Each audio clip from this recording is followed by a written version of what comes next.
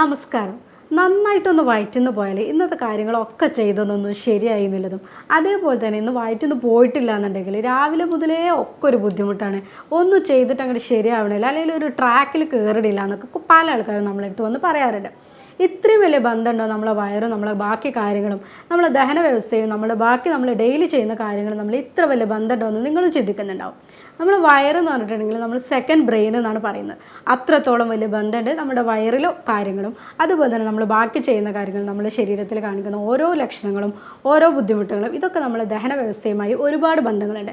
ഇതിനെ പറ്റിയിട്ടാണ് ഇന്ന് ഞാൻ പറയുന്നത്. ഞാൻ doctor Afiya Allur, senior consultant, doctor ബാസസ് homeo hospital, Pandikkad, Malappuram ജില്ല.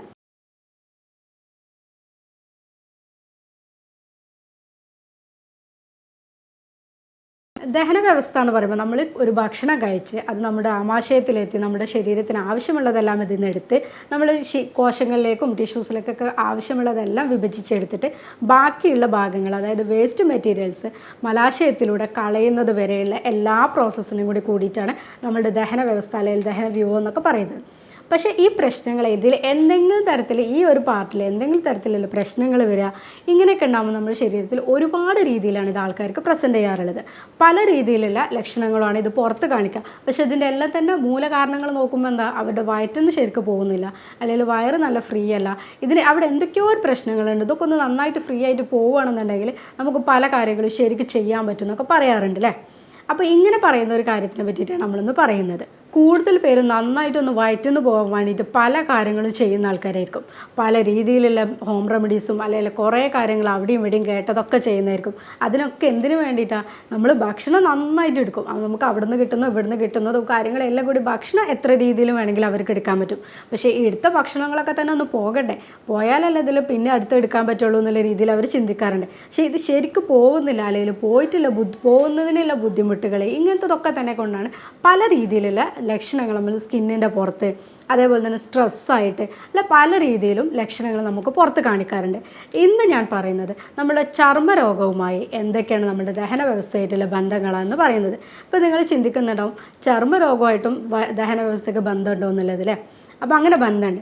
പല പഠനങ്ങളും തെളിയിച്ചിട്ടുണ്ട് നമ്മൾ ചർമ്മത്തിൽ കാണിക്കുന്ന ഒരുപാട് അസുഖങ്ങൾ നമ്മുടെ മര്യാദയ്ക്ക് നമ്മുടെ ദഹന വ്യവസ്ഥ നടന്നിട്ടില്ലെങ്കിൽ, അല്ലെങ്കിൽ ആമാശയത്തിൽ നിന്ന് കുടലിൽ നിന്നൊക്കെ തന്നെ വേസ്റ്റ് മെറ്റീരിയൽ പുറന്തള്ളപ്പെട്ടിട്ടില്ലെങ്കിൽ ഇതൊക്കെ തന്നെ നമ്മുടെ സ്കിന്നിൽ പല ലക്ഷണങ്ങളായിട്ട് നമ്മൾക്ക് കാണിച്ചു തരുന്നുള്ളത് പല പഠനങ്ങളിലും ഇന്ന് തെളിയിച്ച കാര്യങ്ങളാണ്. ഇങ്ങനെ പറയുമ്പോൾ നമുക്ക് ഒരുപാട് ഭക്ഷണങ്ങൾ എടുക്കുക എന്നുള്ളതിന് പുറമെ നല്ല ഭക്ഷണങ്ങൾ നല്ല രീതിയിൽ എടുത്താൽ തന്നെ വയറ്റിൽ പോകാനും അതേപോലെ തന്നെ ഇങ്ങനത്തെ ബുദ്ധിമുട്ടുകളൊക്കെ പരമാവധി നമുക്ക് ഒഴിവാക്കാൻ പറ്റും. കൂടുതൽ പേഷ്യൻസ് നമ്മളെടുത്ത് പറയാറുള്ളത് മലബന്ധം അല്ലെങ്കിൽ വയറ്റിൽ പോകാനുള്ള ബുദ്ധിമുട്ട്, എന്തെങ്കിലും ഒന്ന് കഴിച്ചാൽ തന്നെ വയറ് വീർത്ത് വരിക, വീർത്ത് ഏമ്പക്കം പോലെ വരിക, അല്ലെങ്കിൽ കീഴ്വായിട്ട് പോവുക, അല്ലെങ്കിൽ ഒന്നും കഴിച്ചിട്ട് അങ്ങോട്ട് ശരിയാവണില്ല. ഒരു തുള്ളി കഴിക്കും, നല്ല വിശപ്പാണ് ഡോക്ടർ, പക്ഷേ ഒരു തുള്ളി കഴിക്കുമ്പോഴേക്ക് ആ വിശപ്പൊക്കെ അങ്ങോട്ട് മാറിപ്പോകുക. ഒരു 1-2 ഉരുളയൊക്കെ ഞാൻ കഴിച്ചിട്ടുള്ളൂ, അപ്പോഴേക്ക് ഫുള്ളായിട്ട് വയറിങ്ങനെ ബ്ലോട്ട് ചെയ്ത് ഫുള്ളിങ്ങനെ സ്തംഭനം പോലെ നിൽക്കുക, വയറ് കെട്ടി നിൽക്കുകയാണ്, അല്ലെങ്കിൽ കല്ലിച്ച് നിൽക്കുകയാണ്. ഇങ്ങനെയൊക്കെയാണ് കൂടുതൽ പേര് പറയാറുള്ളത്. ഇങ്ങനെയൊക്കെയുള്ള ആൾക്കാർക്ക് എന്താ പറഞ്ഞാൽ അവർ സ്കിന്നിൽ നമ്മൾ നോക്കുമ്പോൾ ചർമ്മത്തിലേക്ക് പോകുമ്പോൾ ഏതെങ്കിലും രീതിയിലുള്ള ചർമ്മ ലക്ഷണങ്ങൾ കാണിക്കാറുണ്ട്.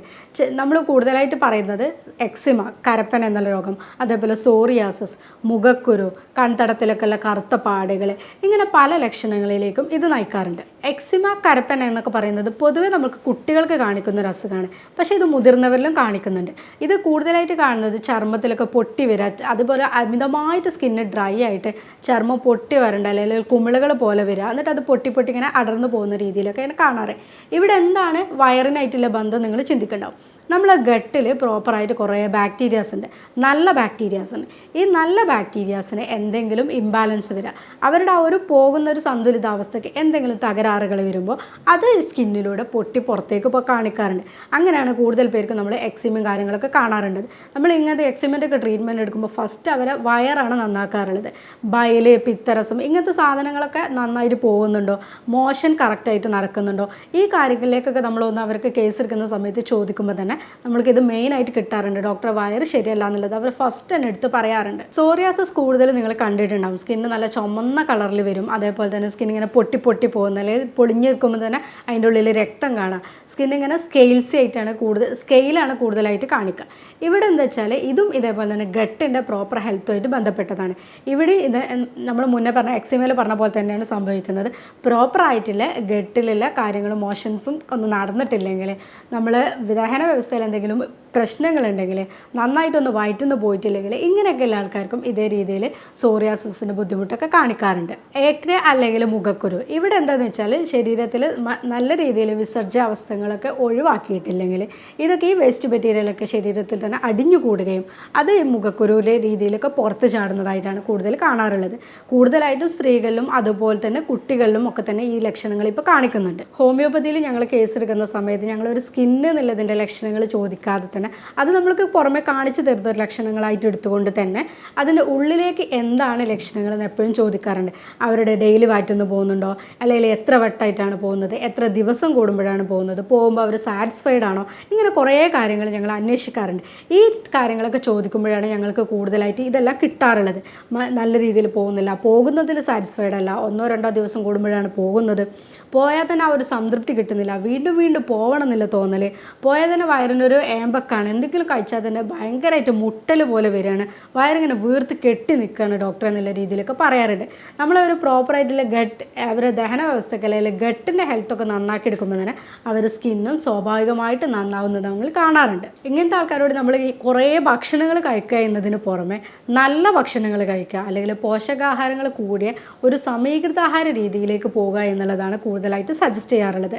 അനുഭവത്തിൻ്റെ വെളിച്ചത്തിൽ പറയുകയാണെങ്കിൽ നന്നായിട്ട് വെള്ളം കുടിക്കുക, പച്ചക്കറികളും പഴങ്ങളും പോഷകാഹാരങ്ങളും കൂടുതലായിട്ടുള്ള ഫൈബർ കണ്ടൻറ്റ് കൂടുതലടങ്ങിയ ഭക്ഷണങ്ങൾ കൂടുതലായിട്ട് എടുക്കുക, അമിതമായിട്ടുള്ള ജങ്ക് ഫുഡ് പരമാവധിയായിട്ട് ഒഴിവാക്കുക, അമിതമായിട്ട് മധുരം എടുക്കുന്നത് ഒഴിവാക്കുക, പിന്നെ ഈ സ്വീറ്റ്സ് കാര്യങ്ങൾ, മിഠായി കാര്യങ്ങൾ, അങ്ങനത്തെ ചോക്ലേറ്റ്സ് ഇതൊക്കെ കൂടുതലായിട്ട് എടുക്കുന്നതൊക്കെ ഫുള്ളായിട്ട് തന്നെ ഒഴിവാക്കുക.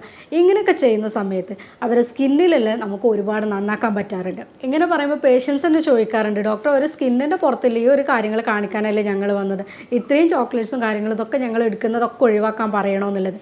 പക്ഷേ നമ്മൾ അവരോട് പ്രോപ്പറായിട്ടുള്ള ഗട്ട് നന്നാക്കുക എന്നുള്ള രീതിയിലാണ്, അവരെ നല്ലൊരു ദഹന വ്യവസ്ഥ അവർക്ക് കിട്ടുക എന്നുള്ള രീതിയിൽ പറയുമ്പോൾ സ്വാഭാവികമായിട്ടും അവർ നല്ല ഭക്ഷണങ്ങളും കാര്യങ്ങളും എടുക്കുക, നന്നായിട്ട് വെള്ളം എടുക്കുക, ഇങ്ങനെയൊക്കെ ചെയ്യുന്ന സമയത്ത് തന്നെ ഇപ്പോൾ നമ്മൾ ഈ പറഞ്ഞ ഭക്ഷണങ്ങളൊക്കെ ഒഴിവാക്കുന്നതോടുകൂടി തന്നെ അവർക്ക് നല്ലൊരു സ്കിന്നും കിട്ടും, നല്ലൊരു ദഹന വ്യവസ്ഥയും കൂടി അവർക്ക് കിട്ടാറുണ്ട്. ഇന്നിപ്പോൾ സോഷ്യൽ മീഡിയയിലൊക്കെ തന്നെ കൂടുതലായിട്ട് ചർച്ച ചെയ്യുന്ന ഒരു സാധനമാണ് പ്രീബയോട്ടിക് പ്രോബയോട്ടിക്സ് എന്നുള്ളത്. എന്താണെന്നുള്ളത് എല്ലാവർക്കും അറിയാം. കാരണം എന്താ വെച്ചാൽ നമ്മുടെ ശരീരത്തിൽ, നമ്മുടെ ദഹന വ്യവസ്ഥയിൽ, നമ്മുടെ ആമാശയത്തിലൊക്കെ തന്നെ ശതകോടിക്കണക്കിനോളം ബാക്ടീരിയകളുണ്ട്. ഇതിൽ നല്ലതുണ്ട്, അതേപോലെ തന്നെ ചീത്ത ബാക്ടീരിയകളുണ്ട്.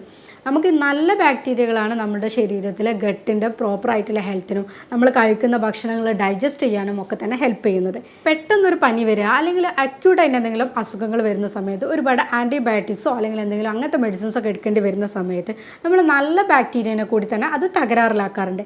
ഇങ്ങനെ വരുന്ന ആൾക്കാർക്ക് നിങ്ങൾ തന്നെ കണ്ടിട്ടുണ്ടാവും, പെട്ടെന്ന് ആൻറ്റിബയോട്ടിക്സ് ഒക്കെ കൂടുതൽ എടുത്തതിന് ശേഷമാണ് മലബന്ധം തുടങ്ങിയ ഡോക്ടർ അല്ലെങ്കിൽ കോൺസ്റ്റിപ്പേഷനാണ് അവരെന്നെ കൂടുതലായിട്ട് ഇപ്പോൾ ഈ ആൻറ്റിബയോട്ടിക്സ് ഒക്കെ എടുക്കുന്നതിൻ്റെ കൂടെ തന്നെ പ്രോബയോട്ടിക്സ് ഒക്കെ എഴുതി കൊടുക്കാറുണ്ട്. ഒരു സപ്ലിമെൻ്റ് ആയിട്ട് തന്നെ ഇപ്പോൾ ഇത് പോകാറുണ്ട്. ഞാനെന്താ വെച്ചാൽ ഇങ്ങനത്തെ എടുക്കുമ്പോൾ നമ്മൾ നല്ല ബാക്ടീരിയനെ കൂടി അത് തളർത്തുന്നുണ്ട്. ചീത്ത ബാക്ടീരിയനെ നശിപ്പിക്കാൻ വേണ്ടിയിട്ടാണ് ആൻറ്റിബയോട്ടിക്സും കാര്യങ്ങളും എടുക്കുന്നതുണ്ടെങ്കിൽ തന്നെ നല്ല ബാക്ടീരിയൻ്റെ അളവിനെ കൂടി അത് കുറക്കും. അങ്ങനെ ആകുമ്പോൾ നമ്മളിവിടെ ഈ പ്രോബയോട്ടിക്സും കാര്യങ്ങളൊക്കെ ഒരു പനി വന്നതിന് ശേഷം നമ്മൾ തന്നെ അറിയില്ല തൈര് കാര്യങ്ങളൊക്കെ കൂടുതലായിട്ടുള്ള ഭക്ഷണങ്ങൾ കൊടുക്കാനൊക്കെ പറയാറുണ്ട്. അവിടെയൊക്കെ തന്നെ ഇതാണ് ഉദ്ദേശിക്കുന്നത്. പ്രോബയോട്ടിക്സ് കൂടുതലായിട്ട് അടങ്ങിയ ഭക്ഷണങ്ങൾ എടുക്കുകയാണെങ്കിൽ നമ്മുടെ ശരീരത്തിലെ ബാക്ടീരിയസിനെ നന്നാക്കി എടുക്കാൻ പറ്റും. പ്രീബയോട്ടിക്സ് എന്ന് പറഞ്ഞാൽ ഈ പ്രോബയോട്ടിക്സിനൊക്കെ വേണ്ടിയിട്ടുള്ള നല്ല ഭക്ഷണങ്ങൾ കൊടുക്കുന്നതാണ് ഈ പ്രീബയോട്ടിക്സ് എന്ന് പറഞ്ഞാൽ. ഇവർക്ക് ജീവിതം കൊടുക്കുന്ന സാധനങ്ങളാണ് നമ്മൾ ഈ പ്രോബയോട്ടിക്സ് എന്നുള്ള പറയുന്നത്. പണ്ട് കാലങ്ങളിലൊക്കെ സുലഭമായിട്ട് കഴിച്ചിരുന്ന ഒരു സാധനമാണ് പഴങ്കഞ്ഞി എന്നുള്ളത്. അവർക്കന്ന് അതേ ഉണ്ടായിരുന്നുള്ളൂ. അതുകൊണ്ടാണ് അവർ അത്രത്തോളം അതിന് ഇമ്പോർട്ടൻസ് കൊടുത്തിരുന്നത്. രാത്രിക്കത്തെ ഭക്ഷണങ്ങൾ എന്തെങ്കിലും എടുത്ത് വെച്ചിട്ട് അതിലേക്ക് രാവിലെ 1-2 കുറച്ച് അച്ചാറ് ഒഴിക്കും, അതേപോലെ തന്നെ ഈ 2 സ്പൂൺ തൈര് ഉപയോഗിക്കും. അങ്ങനെ എടുക്കുന്ന ഇതാണ് ഏറ്റവും നല്ലൊരു പ്രോബയോട്ടിക്കായിട്ട് നമ്മൾ പറയുന്നത്. പഴങ്കഞ്ഞി നമ്മൾ എടുത്തു വെക്കുക. അത് തന്നെ നമ്മൾ കുത്തരീൻ്റെ അരി അല്ലെങ്കിൽ മട്ടരി ഒക്കെ ആണെങ്കിൽ ഒന്നുകൂടി നല്ലത്. നമ്മളിപ്പോൾ ഉപയോഗിക്കുന്ന വൈറ്റ് റൈസിനേക്കാളും കൂടുതൽ നല്ലതാണ് പോളിഷ്ഡ് ആയിട്ടുള്ള നല്ല റൈസ് ഉപയോഗിക്കുകയാണെങ്കിൽ. അങ്ങനത്തെ അരിക്ക് നമ്മൾ അച്ചാർ, വീട്ടിലുണ്ടാക്കിയ അച്ചാറിനെ, അതിൽ നമ്മളിപ്പോൾ അച്ചാർ എല്ലാവരും ഡോക്ടർ ഒഴിവാക്കാനല്ലേ പറയുന്നതെന്ന് ചോദിക്കരുത്. കടുക്, നല്ലെണ്ണ ഇതൊക്കെ ഉപയോഗിച്ചിട്ടുള്ള വീട്ടിലുണ്ടാക്കുന്ന നാരങ്ങ ഒക്കെ അച്ചാറാണെങ്കിൽ നല്ലതാണ്. ഈ അച്ചാർ 1 സ്പൂൺ ഉപയോഗിക്കുക. അതേപോലെ തന്നെ അധികം പുളിയില്ലാത്ത തൈര് ഇതൊക്കെ ഉപയോഗിച്ചിട്ട് നന്നായിട്ടൊന്ന് കഞ്ഞി കുടിക്കുകയാണെങ്കിൽ രാവിലെ തന്നെ നമ്മൾ ഗട്ടിന് വേണ്ടി നല്ലൊരു ഫുഡ് നമ്മൾ കൊടുത്തു. അത് കഴിഞ്ഞ് നമുക്ക് കുറച്ച് കഴിഞ്ഞിട്ട് മോര് വെള്ളം നന്നായിട്ട് കുടിക്കാം. മോര് വെള്ളം നമുക്ക് എടുക്കുന്ന രീതിയിൽ എത്ര എടുക്കാം. പിന്നെ ഇപ്പോൾ ഒരു ബീട്രൂട്ടിൻ്റെ കാവാസ് എന്ന് പറയുന്നുണ്ട്. ഇതെങ്ങനെയാണെന്ന് വെച്ചാൽ നമ്മൾ ബീട്രൂട്ടോ ക്യാരറ്റോ എന്തോ ആയിക്കോട്ടെ നിങ്ങൾക്ക് കൂടുതലായിട്ട് ഇഷ്ടമുള്ളതെന്ന് വെച്ചാൽ ഉപയോഗിക്കാം. അത് നമ്മൾ ഗ്ലാസിൻ്റെ ടിൻ തന്നെ ഉപയോഗിക്കണം. നമ്മൾ മറ്റേ സ്റ്റീൽ അല്ലെങ്കിൽ അതേപോലെ തന്നെ പ്ലാസ്റ്റിക് അങ്ങനത്തെ കുപ്പികളൊന്നും ഉപയോഗിക്കരുത്. ലിഡും ഗ്ലാസിൻ്റെ തന്നെ ആവാൻ വേണ്ടിയിട്ട് ശ്രദ്ധിക്കുക. എങ്ങനെ ഈ ബീട്രൂട്ട് ഇതൊക്കെ തന്നെ കട്ട് ചെയ്തിട്ട് ഈ ഒരു ബോട്ടിലിട്ട് വെക്കുക, ജാറിലിട്ട് വെച്ചിട്ട് കുറച്ച് വെള്ളവും എടുക്കുക. അതേ കൂടെ തന്നെ നമ്മൾ 1-2 ടീസ്പൂണ് ഇന്ദുപ്പാണ് ഒന്നും കൂടി നല്ലത്. അല്ലെങ്കിൽ നമ്മൾ സാധാരണ റോക്ക് സാൾട്ട് ഉപയോഗിക്കാം. ഇങ്ങനത്തെ ഉപ്പും കൂടി ഇട്ടിട്ട് ഇത് നമ്മളൊരു 7 ദിവസത്തോളം അടച്ചു വെക്കാം. എന്നിട്ട് 1-2 ദിവസം കഴിയുമ്പോൾ ഒന്ന് ഷെയ്ക്ക് ചെയ്യണം. അതേപോലെ തന്നെ നമ്മൾ അധികമായിട്ട് വെയിൽ കൊള്ളാത്ത രീതിയിൽ സ്ഥലങ്ങളിൽ വെക്കുക. പകൽ സമയത്ത് ഒന്ന് ജനലിൻ്റെ അടുത്തേക്ക് വെക്കുകയാണെങ്കിൽ കുഴപ്പമില്ല. പക്ഷേ ബാക്കിയുള്ള സമയത്തൊക്കെ ഡാർക്ക് ഷെയ്ഡിൽ തന്നെ വെക്കാൻ വേണ്ടിയിട്ട് ശ്രദ്ധിക്കുക. 7 ദിവസം കഴിഞ്ഞാൽ നമുക്കിതിൻ്റെ ഈ ഒരു ലിക്വിഡ് ഇതിൻ്റെ കിട്ടുന്ന ഒരു മിശ്രിതം ഉണ്ടാവും, അത് നമുക്ക് ഉപയോഗിക്കാം. ഈ ബീട്രൂട്ട്, ക്യാരറ്റ് ഇങ്ങനത്തെ സാധനങ്ങളൊക്കെ നമുക്ക് സലാഡായിട്ടോ അല്ലെങ്കിൽ ഭക്ഷണത്തിൽ വേറെ രീതിയിൽ നമുക്ക് ഉപയോഗിക്കാൻ നല്ലതാണ്. ഇത് ഡെയിലി രാവിലെ കഴിക്കുകയാണെങ്കിൽ നല്ലൊരു പ്രോബയോട്ടിക് ആയിട്ടുള്ള ഒരു ഡ്രിങ്കാണ് നമ്മൾ എടുക്കുന്നത്. വെയിറ്റ് ലോസിന് അതേപോലെ തന്നെ ഈ ഗട്ടിൻ്റെ പ്രോപ്പറായിട്ടുള്ള ഹെൽത്തിന് നന്നായിട്ട് വയറ്റിന്ന് പോകാൻ ഇതിനൊക്കെ തന്നെ ഇത് ഹെൽപ്പ് ചെയ്യും. പ്രോബയോട്ടിക്സ് ഒക്കെ എടുക്കുന്നതോട് കൂടി തന്നെ നമുക്ക് വയറിൻ്റെ ഒക്കെ നന്നായിട്ടുള്ള ശോധനക്കും അതേപോലെ തന്നെ ഗട്ടിൻ്റെ ഹെൽത്തൊക്കെ നന്നാക്കാൻ വേണ്ടിയിട്ടും എടുക്കാൻ പറ്റുന്ന സാധനങ്ങളാണ് ജിഞ്ചർ ടീ. നമുക്ക് ഇഞ്ചൊക്കെ ഇട്ടിട്ട് ചെറിയ രീതിയിൽ ചായ കുടിക്കാം. അതേപോലെ തന്നെ മിൻറ്റിൻ്റെ നമ്മൾ പുതിനൻ്റെ ഒക്കെ ഇട്ടിട്ടുള്ള ചായ. ഇതൊക്കെ നമുക്ക് ഇടയ്ക്കിടയ്ക്ക് നമുക്ക് ഗ്യാസിൻ്റെ പ്രശ്നങ്ങൾ അതേപോലെ തന്നെ വയറ്റിന്ന് ശരിക്കും പോവാത്തവർക്ക് ഈ കോൺസ്റ്റിപ്പേഷന്, മലബന്ധം ഇങ്ങനെയൊക്കെ ബുദ്ധിമുട്ടുന്ന ആൾക്കാർക്ക് ഇതൊക്കെ തന്നെ ഹെൽപ്പ് ചെയ്യാറുണ്ട്. പ്രോബയോട്ടിക്സ് നമ്മളെ ദഹനം നന്നാക്കാൻ നല്ലതാണെന്ന് പറഞ്ഞില്ലേ.